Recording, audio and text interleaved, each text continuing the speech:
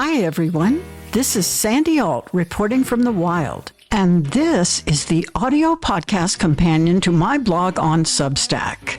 This is episode 23, Democracy's Blue Light Special.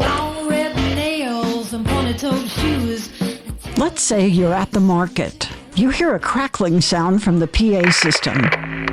A voice announces, "Attention shoppers, we have a blue light special that you won't want to miss. Today only, you can get a real democracy. That's right, a democracy where all are equal, where everyone votes and every vote counts, where a billionaire con man or oligarch or their money won't have any more sway than you do, and where the government serves the people, works to better your life, protect your resources, and will increase your abundance and wellness. Act fast, as a deal like this won't be available long." This is truly a bargain, no matter the price, because we don't have a democracy here in the USA today, and we haven't had a fully functioning one for I don't know how long, if ever. We have vowed to, aspired to, claimed to, tried to, and maybe even come close to at times.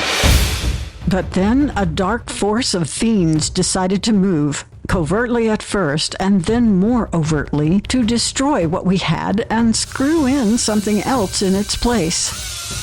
Something with no room for equality, where a dictator and a caste of oligarchs would rule over all others, where only white skins mattered and penises prevailed, and where the ruling class held the disposable income and wealth, and the rest of us became disposable. And it turns out that a slim plurality of voters wanted all that and worse. The rest of us, not so much. So now we're all living together in this country, and we, the people, don't have the same goals, values, morals, or ideals. What we do have is irreconcilable differences. So, politically speaking, I've been thinking about divorce. A quick look at our history reveals that the United States of America has seldom, if ever, been united at all. In one of her recent letters from an American posts, esteemed historian Heather Cox Richardson begins with the oaf in the Oval Office's recent abhorrent bleat that the Smithsonian Institution focuses too much on how bad slavery was. And she concludes this is the logical outcome of the political ideology that created MAGA. HCR goes on to trace, from our beginnings as a republic, the supremacists' campaign to keep human beings as chattel and to vigorously and deliberately disenfranchise them from their rights. HCR also notes that women have been and are now in the same right-wing crosshairs as people of color. We are, I think, past the point at which any wise counselor would suggest therapy, a new hobby, or talking to one another more. We are at the point where there is broken trust, betrayal, repeated financial and personal damage, and the immediate threat of domestic violence. One side has no intention of honoring or rejoining with the other. Its will is to control and perhaps even eliminate the other. Under these conditions, only a fool throws money the way of therapy. You aren't likely to talk out your differences when someone you once thought your ally ignores all previous agreements and sets about stealing your assets, removing your means, depriving you of resources, controlling your freedom to move about, learn, speak, and thrive, and begins burning down your house with you in it. Let's assume you're ready to accept that we can't go on like this. We, the decent and democratic, are going to end up with no rights at all if we don't move to protect whatever we can now. The other side put a regime in power that is taking our freedom by aiming the military at us in our own home, taking over cities, cutting off our benefits, restricting our access, controlling the media and flooding it with lies, investigating and incarcerating more and more of us, violating our rights and privacies, robbing us of justice, and deploying goon squads to police and persecute us without legitimate predicate or due process. In his excellent article in Salon, We Need a New Theory of Democracy, Mike Lufgren breaks down all the conjecture about why a rough majority of voters went to Trump and MAGA in the 2024 presidential elections. From ignorance and apathy to brainwashing by lies, to craving to be entertained. And he arrives at the conclusion that it is more likely willful, conscious, and knowing support of Trump than any other premise. If Lofgren is right, that makes about half of us in this country irremediably incompatible with the other half. To think otherwise is to ignore the history that Heather Cox Richardson so deftly recounts. We have always been divided over the most basic issue of all, whether we are equal and each deserve the same rights and freedoms as the other. For the length and breadth of this great experiment, a remarkably large faction of us fails to embrace the tenet that every one of us is entitled to the same standing or liberties. With force, even with war, those of us who do believe in equality have won the day, but we have not rooted out the evil. It has lurked and lingered despite our best attempts and erupted again as soon as the inveigling incubus with spray-painted skin and fiberglass stuck on his scalp came down the escalator, honking his horrible horn of hate, of xenophobia and race-baiting, of sexism and self-obsession, a man who inconceivably hexed the people by verbally masturbating in public all the time about himself while spouting savagery and ludicrous lies. How can we not want out? Why would we choose to endure this and those who created this, who put us here, for another moment? If someone with angelic tendencies still wants to work to patch it up between us, I submit that said ship has sailed.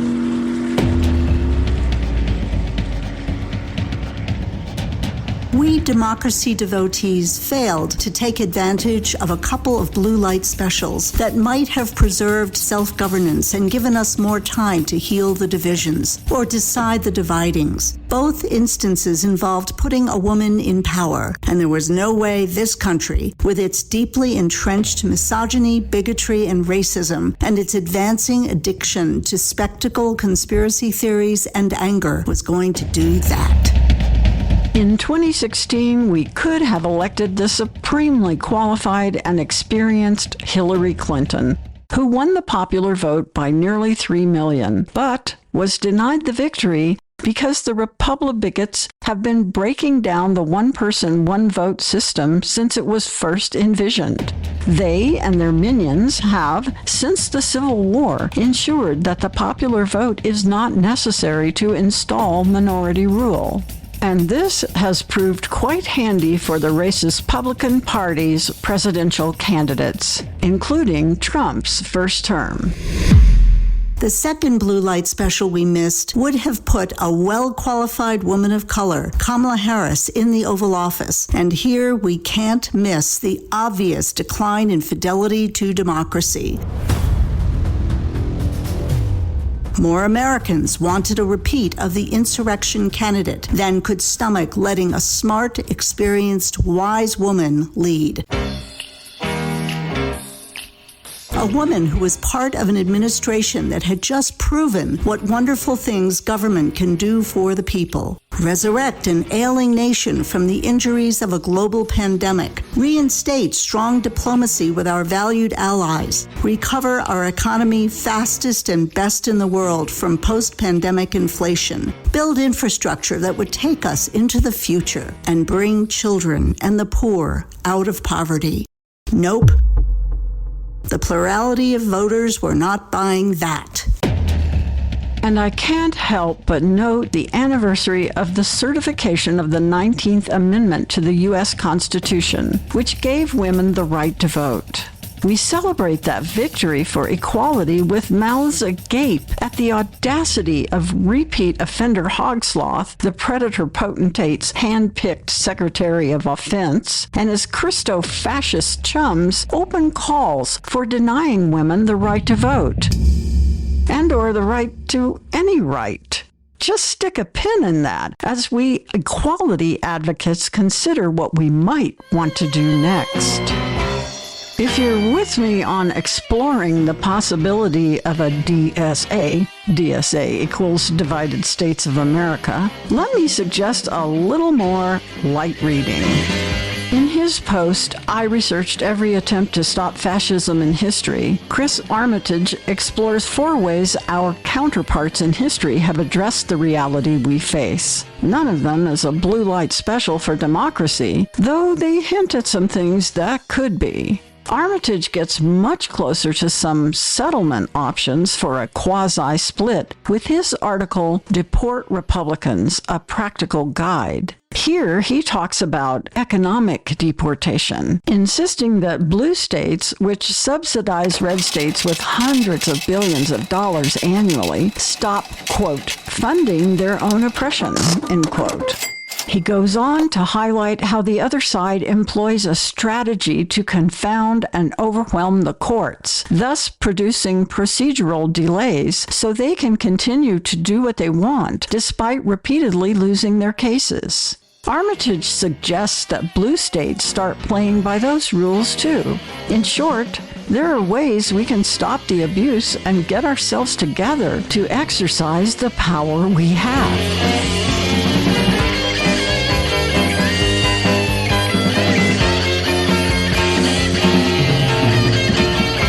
Coordinating in policy, diplomacy, and economy, and united in their shared values and devotion to democracy, blue states would become a force to be reckoned with. Together, they could starve the federal coffers while overwhelming the dark regime with slow-walking, court-suing, inepting, and don't-doing, while also building diplomatic and economic global alliances of their own. This means governors of blue states must step into the breach and lead the sane and ethical people to a new democratic independence from the tyranny of the Trump Project 25 regime. Some of this is happening already. California and Denmark are set to sign a partnership for climate action, which includes trade. Illinois just guaranteed students in public colleges and universities on-campus access to contraception and medication abortion.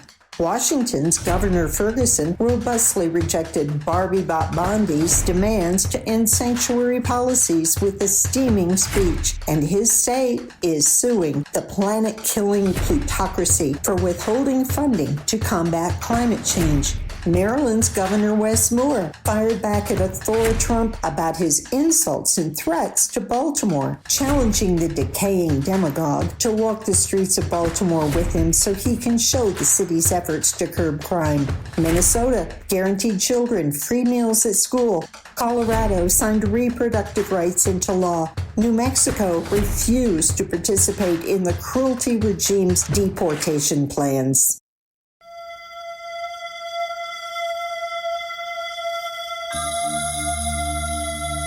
Let me pause for a moment now to offer my customary tale from the wild that by analogy offers an insight to where we find ourselves today.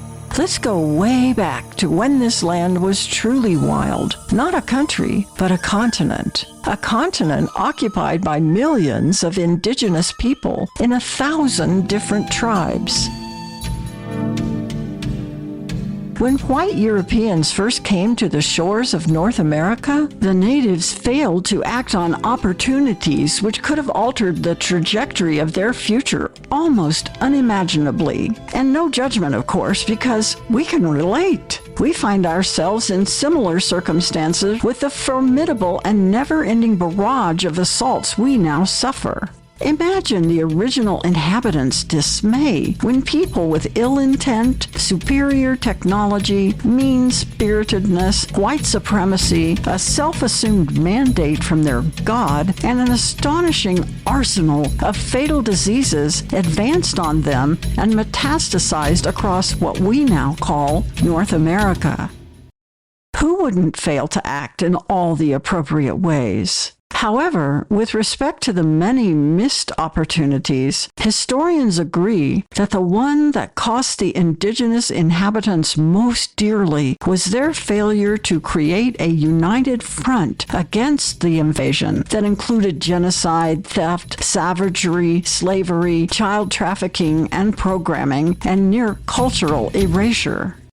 The original people of this continent could have banded together to fight and to negotiate regarding their considerable resources. They might not have prevented the invasion altogether, but this would have greatly improved the outcome. The Iroquois Confederacy mastered some skill at this when the first wave of white thieves and savages arrived. Had they widened their front and included more tribes, had other bands of native people, like the Northern Plains tribes, put aside their differences with one another and become allies against the onslaught of inhumanity arriving daily on the land, they might have bartered better results, lost less, saved more of their members' lives, and kept some of their territory, enriching themselves through trade in collective bargaining groups. Instead, missing this opportunity, they nearly became extinct, and their way of life with them.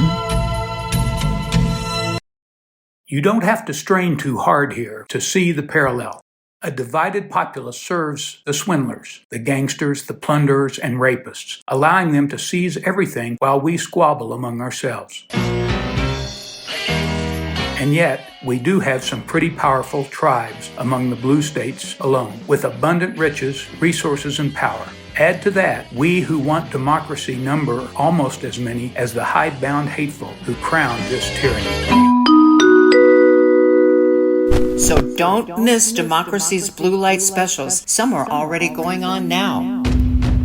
In his Do Not Come to Chicago speech, Governor J.B. Pritzker called upon his fellow blue state governors to unite and resist the Oval Office authoritarians' requests to deploy their own National Guard units to Illinois. This was a powerful declaration of intent. Pritzker told the American public that he was sounding the alarm. He told Chicagoans to peacefully resist. This is a blue light special, and to pass it up would cause severe non-buyer's remorse for all defenders of democracy, and especially those in blue states that could bolster Illinois in its defense against the threat of invasion. Governor Gavin Newsom responded to Texas redistricting election homicide legislation with a People's Choice Blue Light Special for democracy. This gave California's voters the chance to negate Governor Abbott's Kill Democracy spree, and they responded. Now the Texans, who kissed Trump's backside at great cost to their constituents, must simply swallow sewage and gain nothing. What could prevent success? One possibility: we might self-sabotage our own intentions by holding out for the perfect time, the perfect reason, the elusive perfect opportunity, one that promises a sure win, the perfect party, the perfect leader. Voltaire wrote, "Le mieux est l'ennemi du bien." The best is the enemy of the good. All artists know the paralysis of pursuing perfection, but rock and rollers in the band Nazareth offered a new scale that allows for perfect, but doesn't require it. Close enough for rock and roll. So, democracy rockers, let's not allow the urge for perfection to keep us from playing.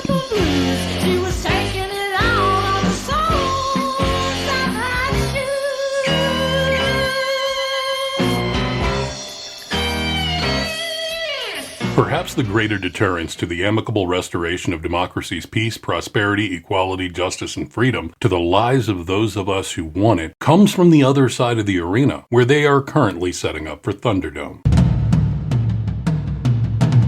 It could be the evil empire's ever-escalating force multiplier strategies, like creating a rapid response armed against Americans' brigade of brigands within the National Guard, or deploying the more than immoral, fully funded new blackshirts from the ICE Homeland Cruelty demons to hunt down the homegrowns, as the rotting prop behind the Resolute desk calls us. This, or more crackdowns on fed-up citizens, could lead to a dreaded repeat of Kent's state. But remember, Pritzker called on us to demonstrate peacefully. And when he said it, he exuded might.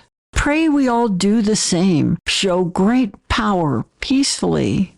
Peaceful does not mean weak. It can be strength, innovation, relentlessness, cleverness, and courage.